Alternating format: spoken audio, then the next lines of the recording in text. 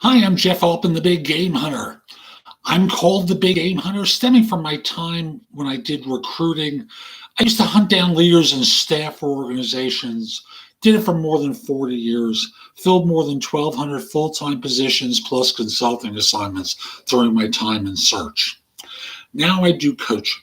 I'm a career and leadership coach, the head coach for JobSearchCoachingHQ.com, a site with curated information you can watch, listen to, or read that'll help you find work more quickly.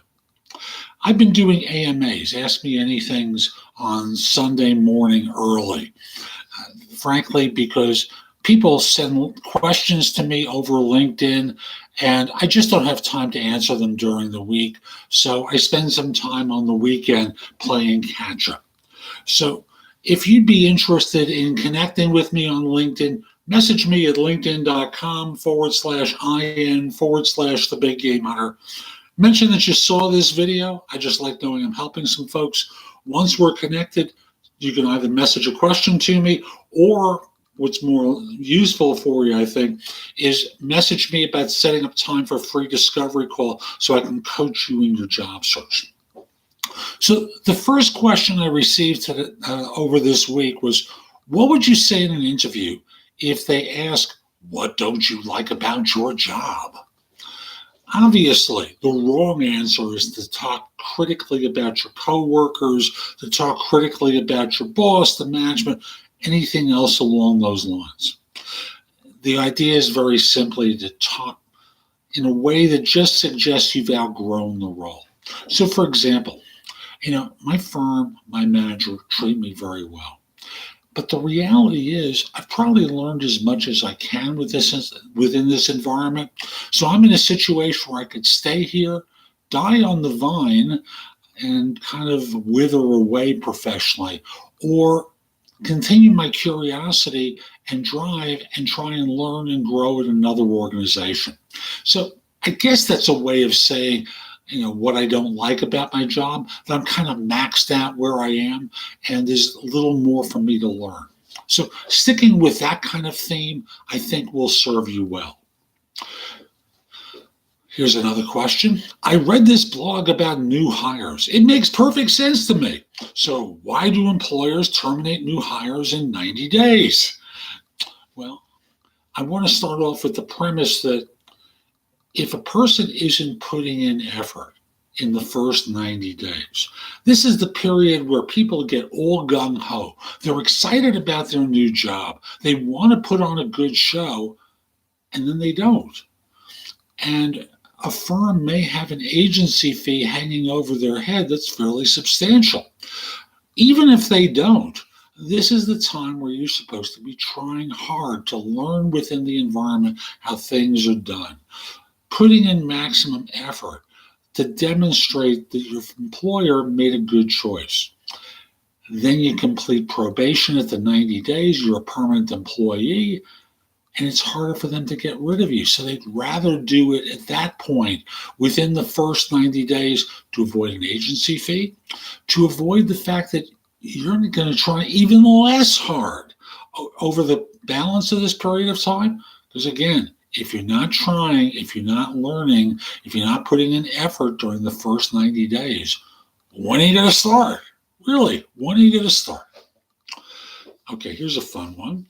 My last job was moved to the Northwest US, and I was not able to travel. It has only been 40 days, but I'm going stir crazy. Ideally, I want to end up in the Northeast, but I can only find recruiters that are just looking to fill a hole. Any advice? Well, that is what recruiters do. Recruiters are hired by a corporation. I'm going to start with contingency recruiters. It really makes no difference whether it's contingency or retained, but retained, I think people understand. Contingency, most people don't. The mistake many job hunters make with contingency firms is that they think that because they talk with them, that they work for them. The contingency recruiter works for the job hunter. Nothing could be further from the truth. Contingency recruiters are paid a fee contingent upon them completing assignment and filling a job with someone who meets a requirement that their client has, for which the client has agreed to pay them a fee. Now, that's the structured answer. The short version is they're hired by companies to fill jobs. And unless they're filling a job, they're not making any money. Their job is not to place you. After all, what are you paying them, right? You're paying them nothing. And the result winds up being most people have the expectation that recruiters work for them, and they don't. You work for the people who are paying you, and that's not the case. So what can you do if you're in a situation where you want to move? And the answer, very frankly, is you start contacting recruiters who seem to have jobs in your area, in the specified geographic area that you're looking for. And you may notice that they have 2 or 3 ads. I'll just use a generic one, let's say in technology, accounting and finance, operations, whatever it is. And you contact the firms in that area, knowing that they may not have a job open, and just very simply message them. It could be through LinkedIn, it could be through email, and say, I noticed you happen to have a couple of positions open for such and such. I'm not seeing anything that fits my background. Would you please accept my resume, add it to your database, and when something opens up, reach out to me. That's really what you can do. And then you start networking with companies that hire people with your skill set. Now, the reality is recruiters and job ads fill maybe 30% of positions. The rest are filled as a result of networking. And depending upon the statistics that you see, I'm seeing as little as 50% of jobs are filled through recruiters. I've seen as much as through networking, and as much as 70% filled as a result of networking. So where do you think you should be spending your time? The answer is networking into firms and to decision makers who hire people like you. That's really what you need to be doing. It's not about recruiters, because between recruiters and job ads, that's 30% of jobs. You want to be doing it with hiring managers, because even if they don't have a job open, what you can say to them is there someone you can point me to who it might make sense for me to speak with in another organization? Maybe it's a former subordinate. Maybe it's a former person to whom you reported. Whomever it is there someone you could point me to who generally hires people like me? I'm networking right now. I'm in a different part of the country. I just want to see if I can connect. So that's the way I'd handle that. I have obtained an email address from a person who works in an organization I've been wanting to work at for years. He even provided it to me myself. How should I word the email so I won't scare him away? This is for networking purposes. Ooh, networking purposes. Okay, so the short version of the email might simply go, subject line, we met at, or I was referred to you by so-and-so. Ideally, you mention someone's name in this. And again, as I'm rereading this, this is someone mentioned the email address. I was referred to you by so-and-so. Now, if they want to keep the name out of it, let me first start with the first scenario. So you're in a situation where you've been given a name and email address at a firm that you want to target. And they say to you, no, I don't want to have you mention my name when you introduce yourself. Just reach out to them and go for it. So the way you do it is very simple. You'd say, I understand that you tend to hire such and such type of people. In the body of the line of the email, it then says, no, I'm not going to ask you for a job. No, I'm not a recruiter. But I want to get some advice for you in my search, because this is what I do. I do such and such and such and such. Would it be possible I could get 10 minutes of your time, either by phone, in person, via Skype or Zoom or whatever service you might use, to ask for some advice? Best wishes, such and such. If you don't hear from them within 2 days, you message them again. You may have missed my email to you earlier in the week. I'm looking for a position. I'm not a recruiter. I'm not asking for a job, but I want to get maybe 10 minutes with you, either in person, I'll bring you a coffee, or by phone or Skype or Zoom to ask for some advice. And that's what you do. You ask for some advice.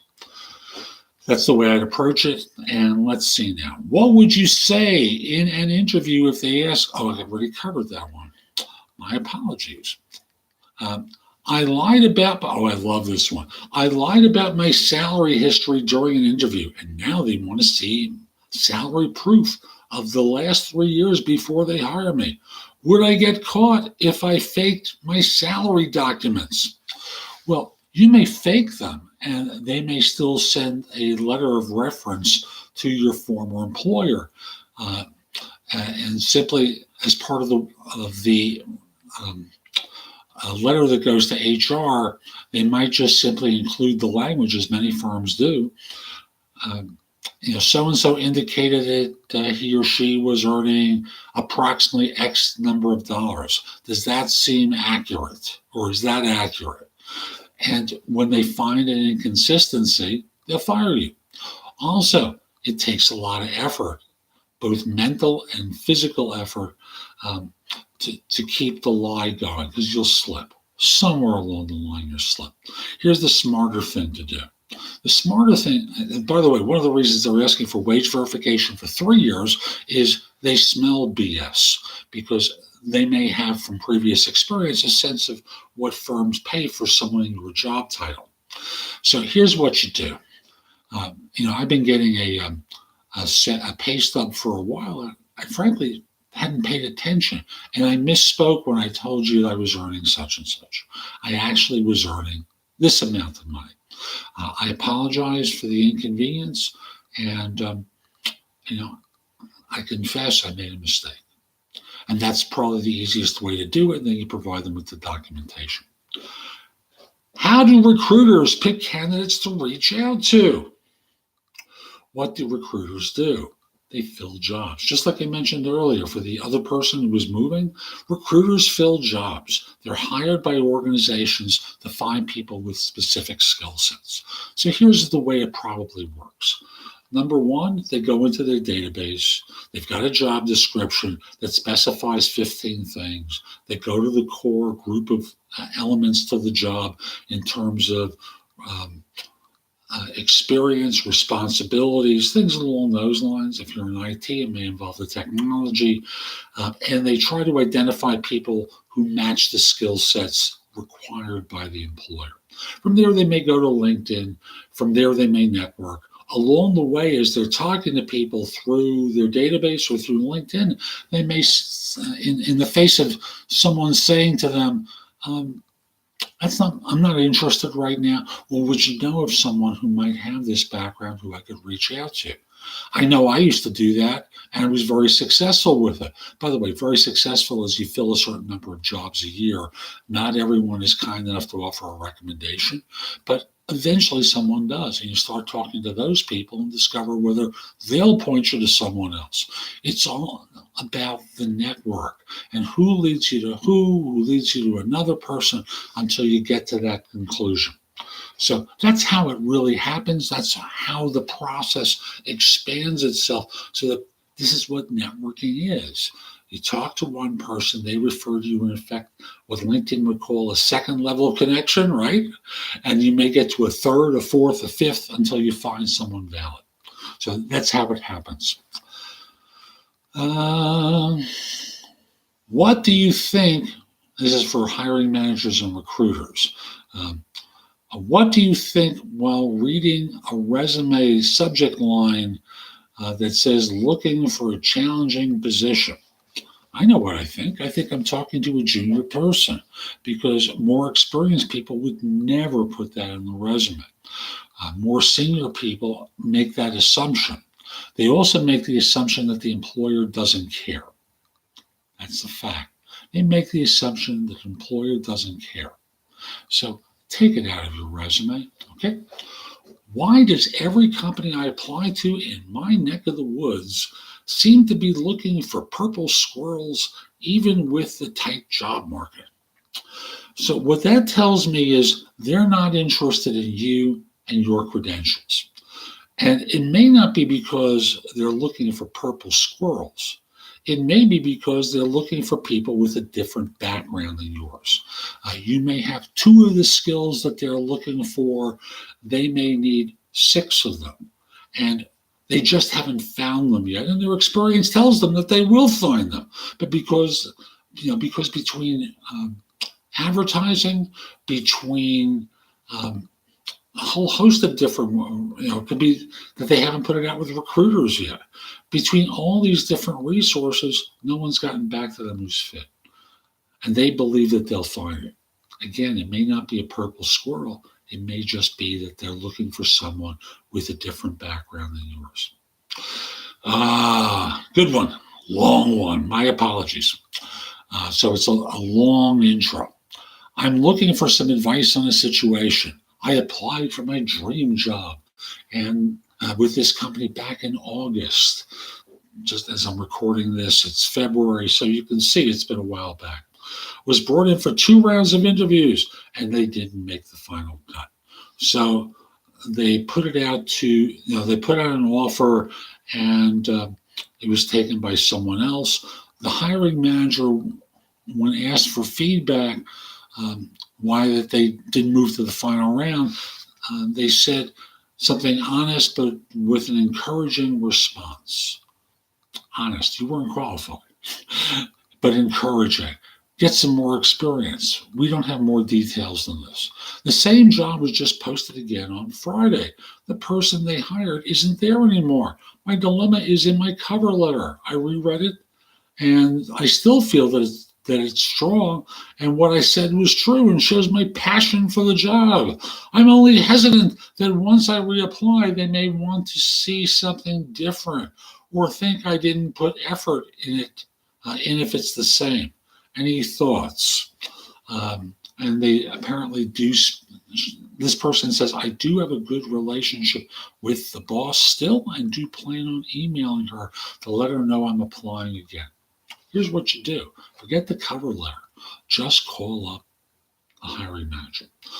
Let me just make sure. Yeah, call her up and say, I noticed your firm was hiring again for that position I interviewed for in August, and that the person that was hired isn't there anymore. Would it be possible for me to be reconsidered? This is what I've been doing since August. I think I've gotten stronger since then. And you sell yourself over the phone rather than, again, resubmitting yourself through an applicant tracking system. I'm going to say something to you now that I've said a million times before. Never, ever apply for a job through an applicant tracking system. Always try and go directly to a hiring manager. You know this person, go to them. Okay. What is the best way to get recruiters and hiring managers to give you feedback for why you weren't chosen? Now, they have given you feedback through their behavior. Their behavior may be that they're just not interested, so they're not responding to your calls and emails. That's feedback. You weren't qualified. You may not like that feedback, but they're telling you you weren't qualified. Now, you may want the specific way that you weren't qualified, and if you think back, you may pick up on questions that you were asked that you didn't answer in the correct degree of depth. You may also have been chosen not because you're not qualified, but because there was someone who was more qualified, who was willing to work for less or the same amount of money. So you might just message them knowing that you may not get a response and simply say, I understand I'm not moving forward for this role. Could you give me an idea as to why I was not selected?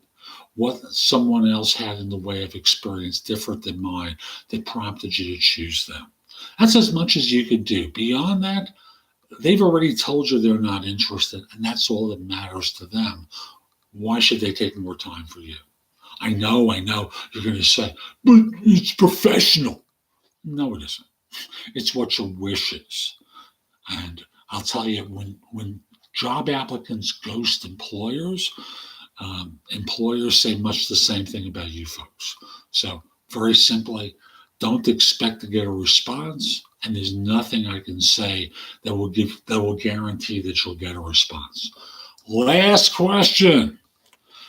I'm just reading this off my list from the week, and I'll go back and check chat in a second. If a job seeker walked into your company dressed to impress with a resume in hand, would someone meet with him or her on the spot? I know the answer to this one. The answer is no. You're asking them to interrupt their day or their schedule. You've got a resume in hand, which lets me know you're relatively junior. They may not have a job for you. Why should they talk to you? That you may not have experience that matters to them. Why should they talk to you? You're interrupting them. Why should they allow themselves to be interrupted when they have other things to do? They may send someone to talk to you for 2 seconds who says, thank you, I'll give you a resume to so-and-so, or I'll give you a resume to the right person, which is more likely. I'm not going to mention a name for fear that you'll actually start calling that person. But they'll say something like, we'll give you a resume to the right person, and if we're interested, we'll be back in contact. So the probability is no, especially in major urban centers where you have to go into the office building with security. And with security, they're going to call upstairs, determine you don't have an appointment, say, leave the resume with us, and it may never get upstairs. So the probability is no, it's not going to work. So I'm Jeff Altman, the Big Game Hunter. I hope you found this helpful. If you did and you're watching on YouTube, in the lower corner, you'll see a small icon. Click it, subscribe to my channel, get notified whenever I release a new video. And as others have done, if you have a question for me, connect with me on LinkedIn at linkedin.com/IN/the Big Game Hunter. Mention that you saw this, and once we're connected, send your question over to me. I look forward to helping you. And by the way, if you're interested in my coaching you, and this is what I do for a living, is I coach. Once we're connected, message me that you're interested in coaching. We'll set up time for a free discovery call. Hope you have a great day and take care.